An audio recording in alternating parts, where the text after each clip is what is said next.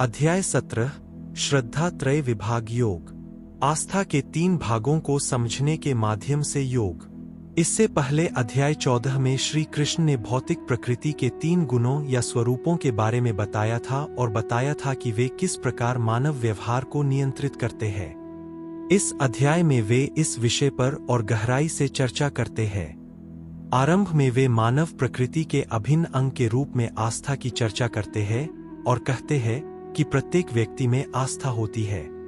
हालांकि उनके मन की प्रकृति के आधार पर उनकी आस्था एक संगत रंग ग्रहण करती है, सात्विक, राजसिक या तामसिक। उनके जीवन की गुणवत्ता उनकी आस्था की प्रकृति से निर्धारित होती है, जिसमें वे भोजन भी शामिल है जिसे वे खाना पसंद करते हैं। वे भोजन को भी 3 श्रेणियों में वर्गीकृत करते हैं और प्रत्येक श्रेणी के मनुष्यों पर पड़ने वाले प्रभाव की चर्चा करते हैं। इसके बाद श्री कृष्ण यज्ञ के विषय पर आते हैं और बताते हैं कि प्रकृति के गुणों के आधार पर बलिदान विभिन्न रूपों में प्रकट हो सकता है। वे तप की भी चर्चा करते हैं और वाणी, शरीर और मन की तपस्या का वर्णन करते हैं। फिर इन तपस्याओं को जिस प्रकार से किया जाता है, सत्व, रजोगुण या तमोगुण, उसके आधार पर वे अलग अलग रूप लेते हैं। इसी प्रकार दान और प्रकृति के गुणों के आधार पर इसके 3 भागों के विभाजन की व्याख्या की गई है। इस अध्याय के अंत में श्री कृष्ण ओम तत्सत शब्दों की प्रासंगिकता और महत्व की व्याख्या करते हैं और बताते हैं कि कैसे ये शब्द पारलौकिकता की अवधारणा को सामने ला सकते हैं। ओम शब्द भगवान के निराकार रूप का प्रतीकात्मक प्रतिनिधित्व है। तत् शब्द का उच्चारण परम भगवान को अनुष्ठान और कर्म समर्पित करने के लिए किया जाता है और सत शब्द शाश्वत सद्गुण और अच्छाई का प्रतीक है। ये शब्द मिलकर परम सत्य के विभिन्न पहलुओं का प्रतीक है। श्री कृष्ण इस अध्याय का समापन इस बात पर जोर देकर करते हैं कि शास्त्रों में दिए गए दिशा निर्देशों पर विश्वास और ध्यान दिए बिना किए गए यज्ञ, तपस्या और दान के कार्य व्यर्थ है। भगवद गीता 17.1। अर्जुन ने कहा, हे कृष्ण, वे लोग कहाँ खड़े हैं जो शास्त्रों के आदेशों की अवहेलना करते हुए भी श्रद्धापूर्वक पूजा करते हैं? क्या उनकी श्रद्धा सतोगुण, रजोगुण या तमोगुण में है? भगवद गीता 17.2। भगवान ने कहा, प्रत्येक मनुष्य जन्मजात श्रद्धा लेकर पैदा होता है, जो 3 प्रकार की हो सकती है, सात्विक, राजसिक या तामसिक। अब इसके बारे में मुझसे सुनो। भगवद गीता 17.3। सभी मनुष्यों की आस्था उनके मन की प्रकृति के अनुरूप होती है। सभी लोगों में आस्था होती है और उनकी आस्था की प्रकृति जो भी हो, वे वास्तव में वैसे ही होते हैं। भगवद गीता 17.4। सतोगुणी पुरुष देवों की पूजा करते हैं, रजोगुणी पुरुष यक्षों और राक्षसों की पूजा करते हैं तथा तमोगुणी पुरुष भूत प्रेतों की पूजा करते हैं। भगवद गीता 17.5, 17.6। कुछ लोग शास्त्र विहित कठोर तप करते हैं, परंतु वे दंभ और अहंकार से प्रेरित होकर ऐसा करते हैं। वे कामना और आसक्ति से प्रेरित होकर न केवल अपने शरीर के तत्वों को कष्ट देते हैं, अपितु अपने भीतर निवास करने वाले मुझ परमात्मा को भी कष्ट देते हैं। ऐसे मूर्ख लोगों को तू आसुरी संकल्प वाला जान। भगवद गीता 17.7। लोग अपनी पसंद के अनुसार भोजन पसंद करते हैं। यही बात यज्ञ, तपस्या और दान के लिए भी लागू होती है, जिसके प्रति वे प्रवृत्त होते हैं। अब मुझसे इनके भेदों के बारे में सुनिए। भगवद गीता 17.8। सतोगुणी व्यक्ति ऐसे भोजन को पसंद करते हैं जो आयु बढ़ाने वाला हो तथा पुण्य, बल, स्वास्थ्य, सुख और संतुष्टि को बढ़ाने वाला हो। ऐसे भोजन रसीले, सुस्वादु, पौष्टिक और स्वाभाविक रूप से स्वादिष्ट होते हैं। भगवद गीता 17.9।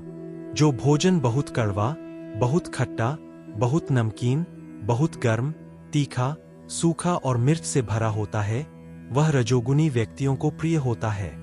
ऐसे भोजन से दुर्रैक, शोक और रोग उत्पन्न होते हैं। भगवद गीता 17.10। जो भोजन अधिक पका हुआ, बासी, सड़ा हुआ, प्रदूषित तथा अशुद्ध हो वह तामसी व्यक्तियों को प्रिय होता है। भगवद गीता 17.11 जो यज्ञ शास्त्र सम्मत विधि के अनुसार फल की आशा किए बिना यह दृढ़ विश्वास रखते हुए किया जाता है कि यह मेरा कर्तव्य है, वह सत्वगुणी होता है। भगवद गीता 17.12 हे भरत श्रेष्ठ, यह जान लो कि भौतिक लाभ के लिए या पाखंडपूर्ण उद्देश्य से किया गया यज्ञ रजोगुणी होता है। भगवद गीता 17.13 जो यज्ञ श्रद्धा रहित तथा शास्त्र विधि के विरुद्ध हो, जिसमें न तो अन्न अर्पित किया जाए, न मंत्रोच्चार किया जाए तथा न ही दान दिया जाए, वह तामसी माना जाता है। भगवद गीता 17.14 जब भगवान, ब्राह्मण, गुरु, ज्ञानी और वृद्धों की पूजा स्वच्छता, सादगी, ब्रह्मचर्य और अहिंसा के पालन के साथ की जाती है तो यह पूजा शरीर की तपस्या कहलाती है। भगवद गीता 17.15 जो वचन कष्ट न देने वाले हों, सत्य हों, दोषरहित हों, हितकारी हों तथा वैदिक शास्त्रों का नियमित पाठ करें, ये वाणी की तपस्या कही गई है। भगवद गीता 17.16 विचारों की शांति, सौम्यता, मौन, आत्मसंयम और उद्देश्य की पवित्रता, ये सभी मन की तपस्या कहलाती है। भगवद गीता 17.17 जब भक्तजन उत्कट श्रद्धा के साथ भौतिक फल की इच्छा किए बिना इन त्रिविध तपस्याओं का अभ्यास करते हैं तो वे सतोगुणी तपस्या कहलाते हैं। भगवद गीता 17.18 जो तपस्या मान, सम्मान और प्रशंसा पाने के लिए दिखावे के साथ की जाती है वह रजोगुणी होती है। उसका लाभ अस्थिर और क्षणभंगुर होता है। भगवद गीता 17.19 जो तपस्या भ्रमित धारणा वाले लोगों द्वारा की जाती है तथा जिसमें स्वयं को कष्ट देना या दूसरों को हानि पहुंचाना सम्मिलित होता है, उसे तामसी कहा जाता है।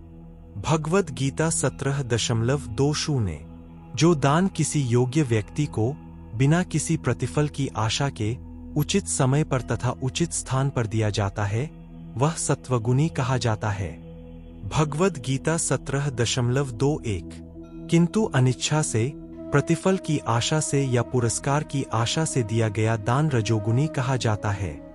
भगवद गीता 17.22 और जो दान गलत स्थान और गलत समय पर अयोग्य व्यक्तियों को बिना सम्मान दिखाए या तिरस्कार के साथ दिया जाता है, वह अज्ञानता की प्रकृति का माना जाता है।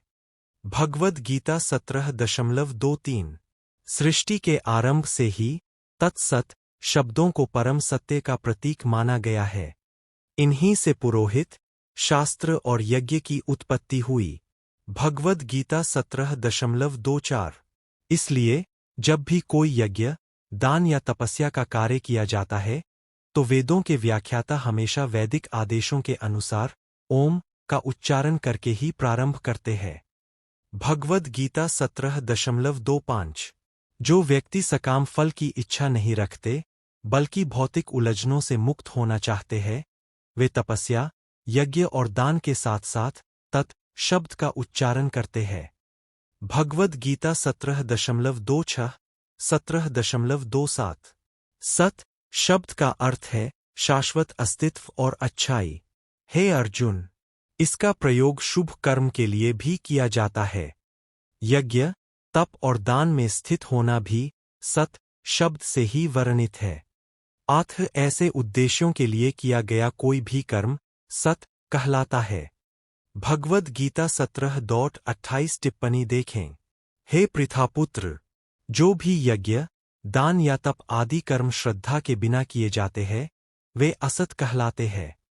वे इस लोक और परलोक दोनों में व्यर्थ है।